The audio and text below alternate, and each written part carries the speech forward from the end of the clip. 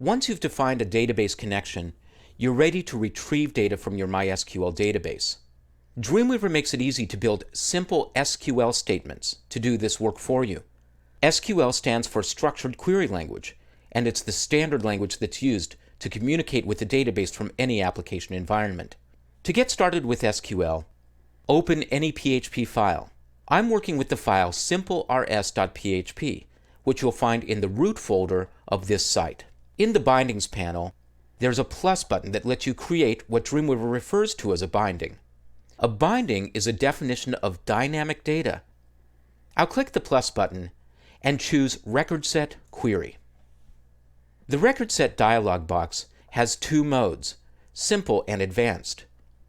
If this is the first time you've used this dialog, you'll see the simple version.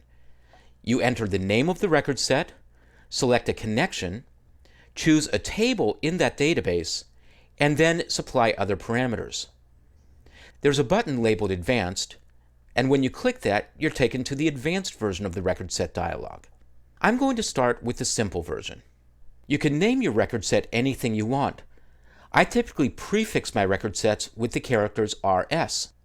So I'm going to name this RS Packages. Then I'll pull down the table list and choose the Packages table. You'll see a listing of the available columns in the table.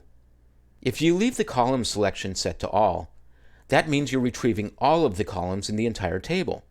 If you prefer, you can choose the Selected Radio button, and then holding down the Control key on Windows or the Command key on Mac, you can click on the columns you want. I'll choose these three columns: Package Title, Package Description, and Package Graphic. Now I'm going to test my record set by clicking the Test button. That shows me the data that's returned from the database. I'll click OK to close the dialog, and then I'll also add a sort parameter.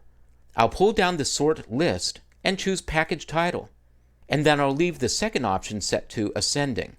Now I'm ready to insert the record set into my current web page. I'll click OK, and I won't see any changes to the page in Design View. But I'll go to Code View and expand to full screen by pressing the F4 key, and I'll see that a whole bunch of PHP code has been added to my page at the top. First, I'll see a Require Once directive that includes the explorecalifornia.php file. That's the file that defines my database connection. Then there's a sequence of code that creates a select statement. A select statement in SQL retrieves data from the server.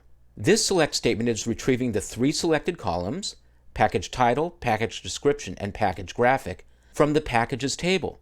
And the Order By clause is sorting the data by the title field. That string is my SQL statement. The next line of code executes the query by calling a PHP function called MySQLQuery. It passes in the query string and the connection.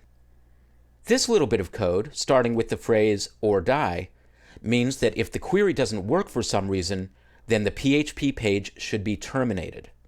If everything goes well, at that point we start fetching data by calling a function called MySQLFetchAssociation, or ASSOC.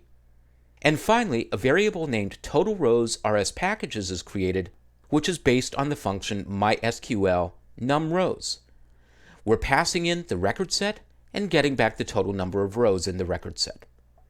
So all that code taken together executes the query, retrieves the data from the server, and stores it in a set of variables, which you can use in your PHP pages.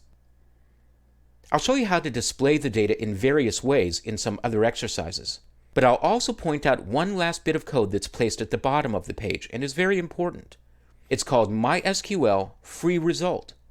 This releases the reference to the record set in the PHP server's memory, and it makes sure that you're releasing any memory that's used by storing those record sets when the current page is finished processing on the server.